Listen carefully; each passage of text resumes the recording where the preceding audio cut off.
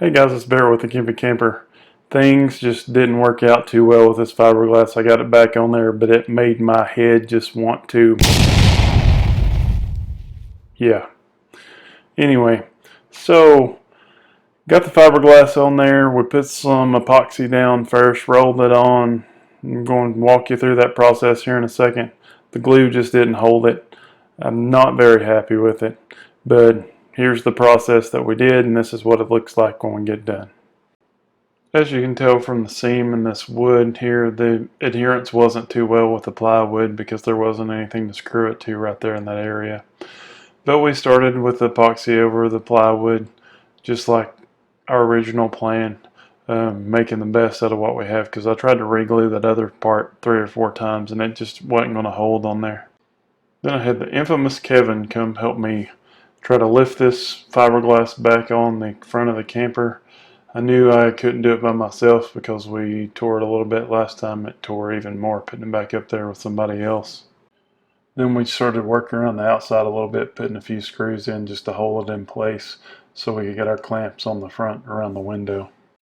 So for the clamps, we used the same 2x4s we used on the plywood, clamped them around the window just the same way. I feel the system did a really good job at keeping pressure in that one area right around the window, but it still didn't adhere properly. Then to try to get better adherence around those curves, I ended up using some bar clamps that I'd bought when I was just planning on trying to glue it back down. So we put the bar clamps up there, and then we put wooden shims behind the bar just to try to get a little bit more firm pressure on that fiberglass.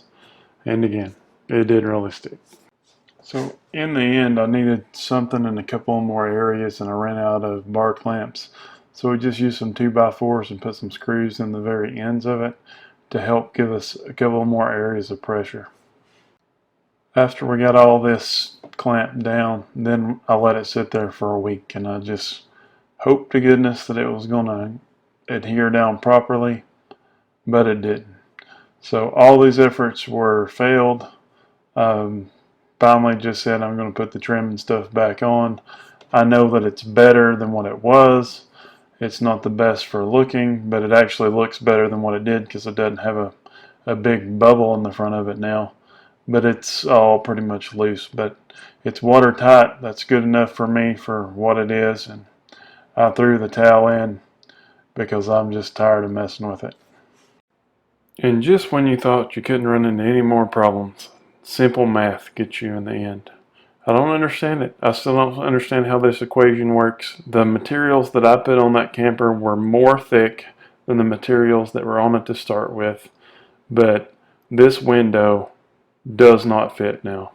I can stick my whole finger between the window and the fiberglass.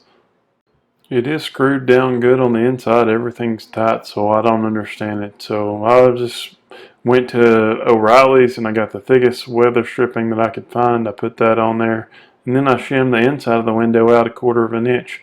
That got it pretty tight, but I did decide to go ahead and go around it with some die-core. So then we're ready to put the trim back on, but we got to clean all the butyl tape and stuff off of the trim and off of the side of the camper first.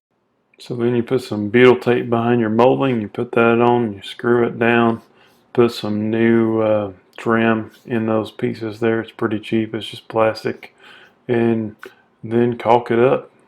I'd actually bought some of the die-core corner tape, but I decided to use the Turn-and-Bond instead underneath the butyl tape because of the areas that were ripped. I needed something wide enough to cover it. It didn't look too bad except for this area where it got kind of bunched up.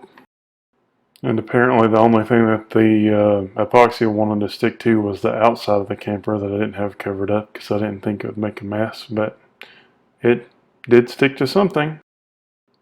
Then we went back and put a couple of different layers of Turn-and-Bond over the transition there at the top and down the first few inches of the top of the roof cap. So am I happy with the outcome? Not really. I'm a little OCD. I like things to be perfect. This didn't turn out to be perfect. Yeah, it'll get us by for a couple of years. Yeah, I know it's watertight now. So I think it's going to be okay. I just had to let go of that whole perfect thing because, I mean, I should have used something different on the front, but I wasn't going to go down that route for what the thing's worth What would you have done in the situation? Leave it in the comments below. Don't forget to like and subscribe.